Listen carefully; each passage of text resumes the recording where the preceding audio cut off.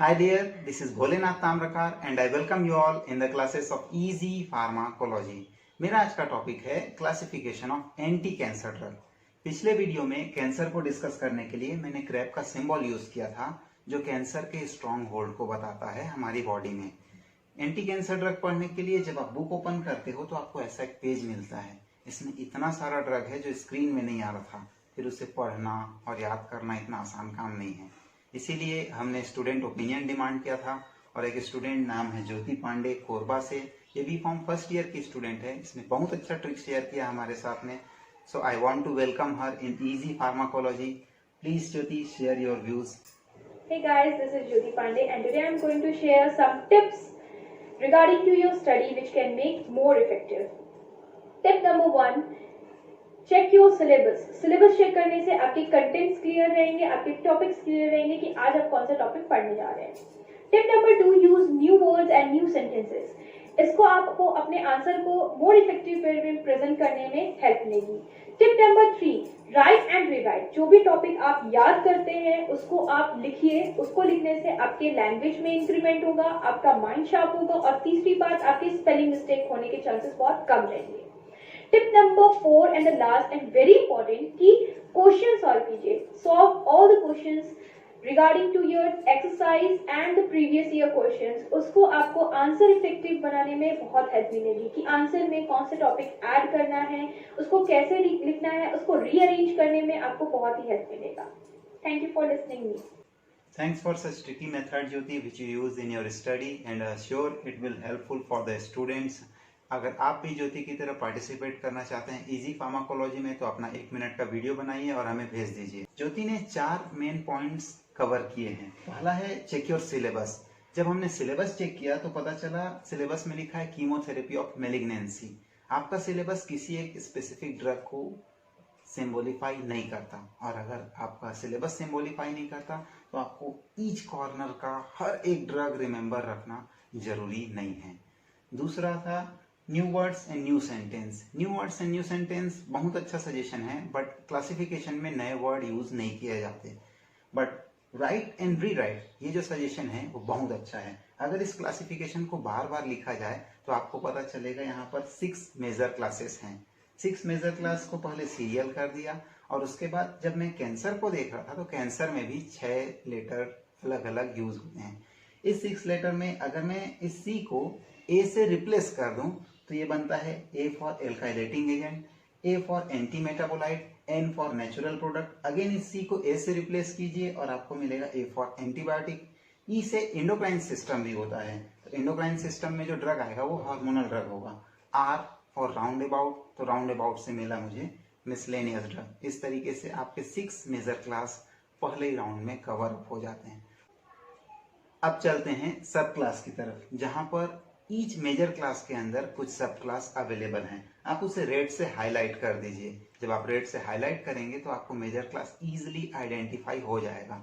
यहाँ से एक और बात क्लियर होगी, एंटीबायोटिक के अंदर कोई भी सब क्लास नहीं है, वहाँ डायरेक्टली ड्रग का एग्जाम्पल है. डायरेक्टली ड्रग का एग्जाम्पल है, आप उसे सीधे ब्लैक से लिख दीजिए. इसके बाद जो बचे हुए पार्ट हैं वहां पर भी सब क्लास को रेड से आइडेंटिफाई कर दीजिए. फिर हर बार ड्रग को वहां पर माउंट करते चलिए. जब आप ड्रग को माउंट कर देंगे तो आपको एक बार पूरे का पूरा क्लासिफिकेशन रिवाइज हो जाएगा. Now move with the last trick, solve the question paper. Solve the question paper ऐसा करने से आपको क्लियर होगा कि पूरे का पूरा क्लासिफिकेशन आपको नहीं पढ़ना है. यहाँ पर हर एक कॉर्नर से ड्रग को नहीं पूछा जाता. आपका एग्जाम कुछ पर्टिकुलर स्पेसिफिक पार्ट को ही कवर करता है. अब आपका काम है एग्जाम के अकॉर्डिंग इस क्लासिफिकेशन को प्रिपेयर करना. पहले 6 मेजर क्लास लिखिए. हर एक मेजर क्लास के अंदर 3 या 2 सब क्लास को कवर करते चलिए. जब आप कवर करेंगे तो आपका क्लासिफिकेशन छोटा हो जाएगा और पढ़ने में आसानी जाएगी. फिर भी ये क्लासिफिकेशन इतना बड़ा है कि इसे पढ़ा नहीं जा सकता. तब आप एक टेबल बनाइए. पहला कॉलम सीरियल नंबर का, देन मेजर क्लास, देन सब class, at last example means drug आपको पुट करना है. फिर वहां पर मेजर क्लास पुट कीजिए, सब क्लास और उसके एग्जाम्पल. जैसे जैसे आप पुट करते चले जाएंगे आपका टेबल लास्ट में ऐसा दिखेगा. ऐसा एक टेबल बना करके आप वॉल पे स्टिक कर दीजिए, चिपका दीजिए कहीं पर जहां आप उसे डेली देखेंगे. अगर डेली देखेंगे तो ये क्लासिफिकेशन अपने आप आपको याद हो जाएगा।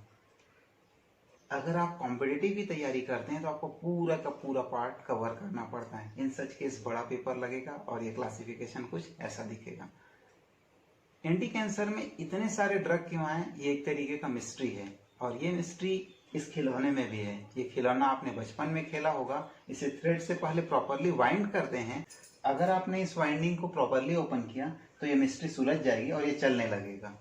ठीक ऐसे ही एंटी कैंसर की भी मिस्ट्री एक सर्कुलर पाथ में फंसी हुई है। इस सर्कुलर पाथ का नाम है सेल साइकिल और ये सेल साइकिल 4 सेपरेट स्टेज में डिवाइड होता है। यहाँ पर M माइटोसिस को रिप्रेजेंट करता है और माइटोसिस में सेल पहले ग्रो होगा और ग्रो होकर के डिवाइड हो जाएगा।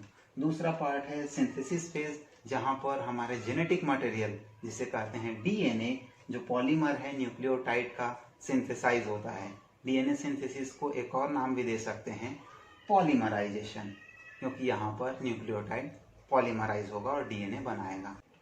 अब बचता है लेटर जी और जी रिप्रेजेंट करता है ग्रोथ को। ये ग्रोथ ठीक एस से पहले आया है, इसलिए इसे प्रिपरेशन फेज भी कहते हैं और यहाँ पर तैयारी होती है डीएनए के सिंथेसिस की। जैसे आपको रोटी बनाने के लिए आटे की, पानी की और बेलन और चौकी की जरूरत पड़ती है, ठीक वैसे ही डीएनए बनाने के लिए आपको न्यूक्लियोटाइड, एंजाइम और पेरेंट डीएनए मॉलिक्यूल की जरूरत पड़ेगी और तब बनता है हमारा प्री सिंथेटिक फेज, जहां पर डीएनए के सिंथेसिस की तैयारी होनी है। बचा है G2, ये ठीक M से पहले आया है। इसका मतलब है कि यहाँ पर माइटोसिस की तैयारी होनी है और माइटोसिस के लिए पहले सेल एक्सपांड होगा, उसके बाद अपने ऑर्गेनल्स को डबल करेगा और अब ये रेडी है माइटोसिस के लिए। Mostly anti cancer drug synthetic phase को टारगेट करते हैं और टारगेट करके इसे सिंथेटिक फेज में ही रोक देते हैं, like hydroxyurea, cytarabine and 6-mercaptopurine। इसके अलावा कुछ ड्रग माइटोसिस को टारगेट करते हैं, लाइक विनका एल्केलॉइड एंड पैक्लिटेक्सेल। एक ड्रग है ब्लियोमाइसिन जो स्पेसिफिक G2 फेज को टारगेट करेगा और सेल के ग्रोथ को G2 में ही रोक देगा। कैंसर एक तरीके का ग्रोविंग सेल है और ऐसे ग्रोविंग सेल का ग्रोथ बहुत सारे मॉलिक्यूल पे डिपेंड करेगा, लाइक प्यूरिन एंड पिरामिडिन। ये एक तरीके के न्यूक्लियोटाइड हैं। इसको अगर रिड्यूस कर दें तो ये बनाएगा डीऑक्सीराइबो न्यूक्लियोटाइड। अगर टोपोआइसोमरेज एंजाइम मिल जाए यहाँ पर तो डीएनए की सिंथेसिस बहुत जल्दी स्टार्ट हो जाती है। डीएनए की सिंथेसिस और टोपोआइसोमरेज का रिलेशन आपको यूटीआई के वीडियो में मिल जाएगा। डीएनए की सिंथेसिस हो गई, उसके बाद आपका काम है उसे ट्रांसक्रिप्ट करना ताकि आरएनए बन जाए। आरएनए को ट्रांसलेट करते हैं तो प्रोटीन बन जाता है। ये प्रोटीन एंजाइम के फॉर्मेट में डिफ्रेंशिएशन के लिए और माइक्रोट्यूबल के फॉर्मेट में यूटिलाइज होता है ताकि सेल ग्रो कर सके। इन सच केस मेथोट्रेक्सेट जो फोलिक एसिड का एंटागोनिस्ट है, फोलिक एसिड और प्यूरिन का रिलेशन भी आपको यूटीआई के वीडियो में मिल जाएगा। तो ये इनडायरेक्टली प्यूरिन सिंथेसिस को रोकता है by antagonising folic acid. Second side इसको मदद मिलती है 6-mercaptopurine की और ये दोनों के दोनों प्यूरिन को टारगेट करते हैं ताकि सेल का ग्रोथ रुक जाए। दूसरे साइड पे रिडक्टेज को टारगेट करने का काम मिलता है हाइड्रोक्सी यूरिया को।